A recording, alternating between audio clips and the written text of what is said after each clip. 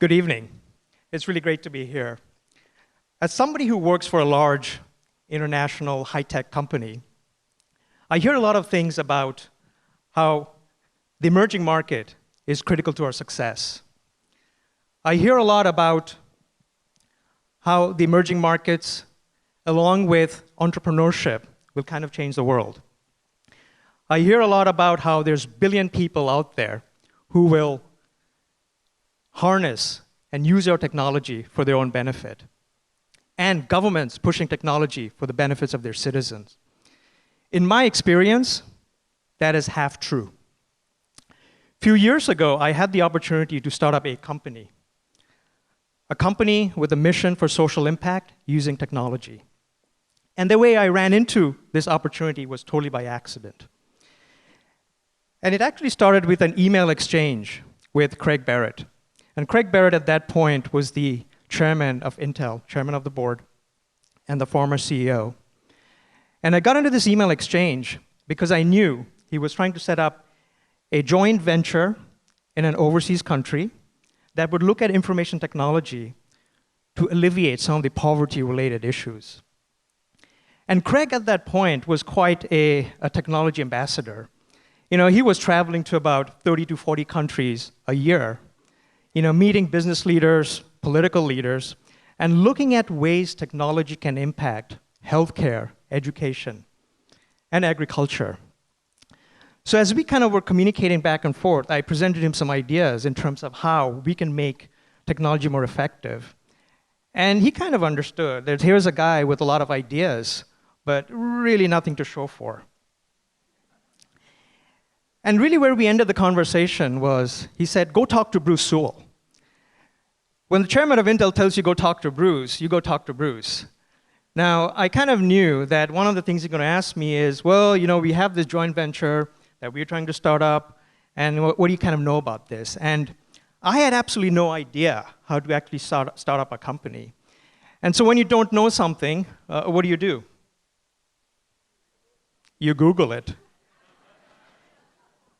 And that's exactly what happened. My conversation with Bruce, 15 minutes into the conversation, he goes, what experience do you have to start up a company? And the real answer was nothing. But I kind of fumbled through it. I gave him enough of an answer for him to feel comfortable and have some confidence as, yeah, maybe there's a guy who can probably do this for us. Well, Bruce was a lawyer by training, and I don't think he knew what a good answer for that was anyway. But there were two other things he mentioned. One was that this company would focus on technology for social impact, yes, but we haven't figured out where we're going to get the funding from. Excellent. But you got to go talk to a venture capital group and see if you can fund this. So here's the scenario. You have a guy who has no clue how to start up a company, has some ideas, no funding. On top of that, he tells me in the last 5 minutes that this company is not going to be in San Jose, it's not going to be in Portland, but it's going to be in Bangladesh. So, let's talk about Bangladesh, a country in South Asia. If you look at all the countries in the world, the largest in terms of population is China. On the other end of the spectrum, you have Vatican City with about 800 people. In between, there are 200 countries. Measured in terms of population, Bangladesh is the 8th largest. The way to think about it is you have half the US population in a country the size of Wisconsin. The reason why we were there was because of Professor Muhammad Yunus. Many of you are familiar with his work around Grameen. He's the founder of Grameen Bank. The bank loans small amounts of money for income-generating purposes. They have a few million borrowers at this point, and a few billions have been dispersed in the last 30 years. But here was a chance for me to work with a very well-known social entrepreneur who got a Nobel Prize in 2006, and look at ways, similar to how effective his business model was in banking, to look at ways how we can have a similar effective model to go after poverty-related issues using technology. Now, here's what happened. The press got a hang of it, and we were all over in the media. The ironic part was, because there were two global partners who were participating to form this company, and it's not very large, it's a small company,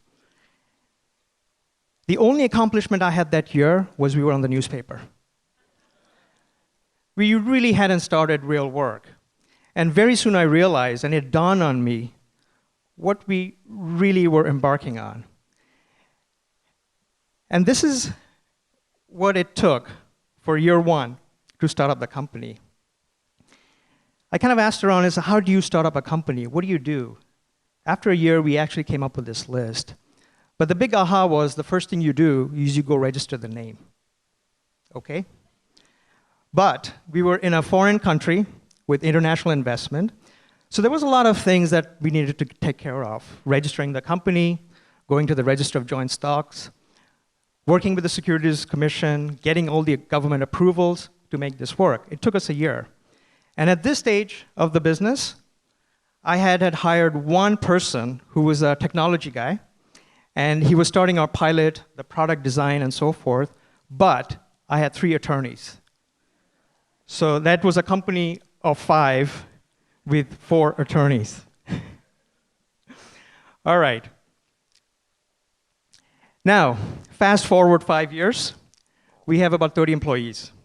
Half of them are software engineers who think about ways of using technology to solve global poverty.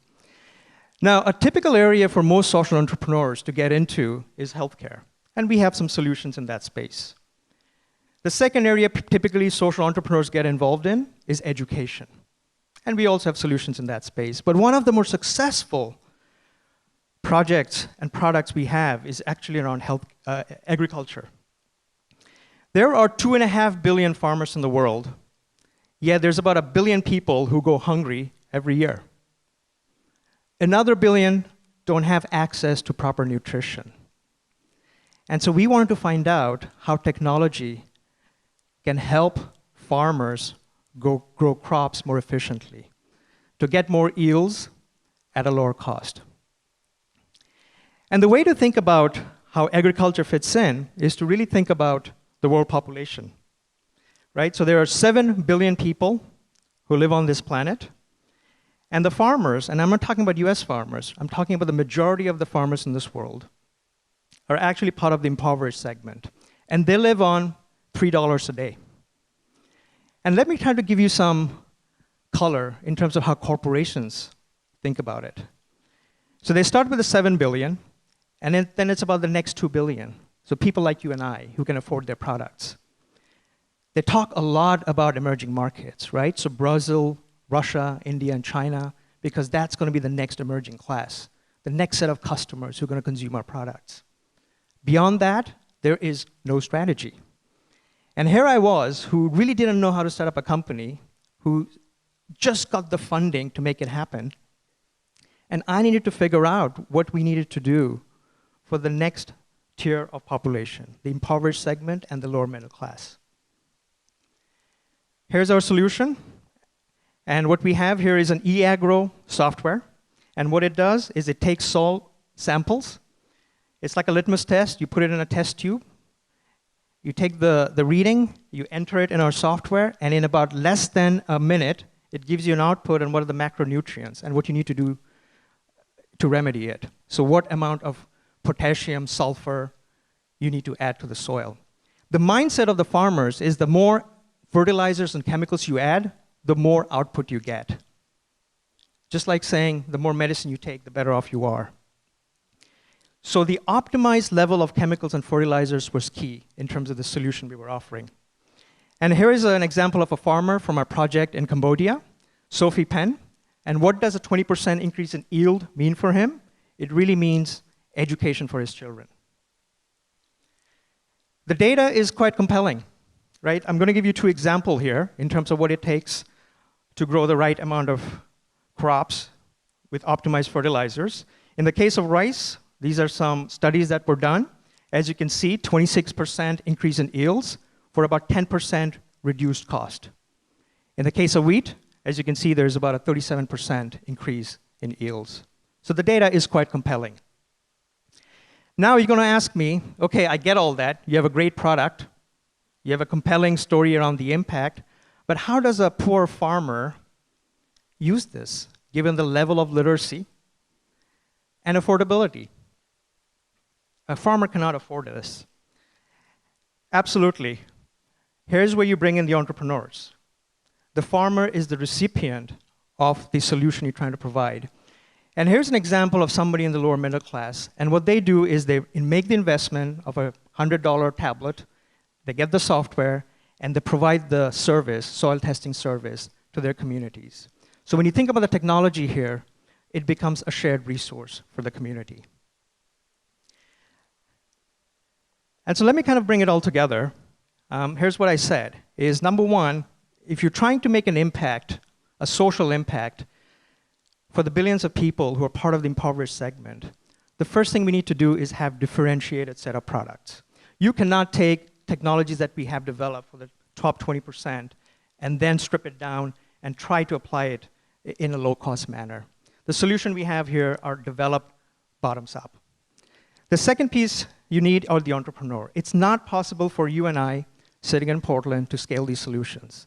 So you need to have feet on the ground. So the social entrepreneurs, the social actors are the means to deliver the solution. And they typically come from the lower middle class.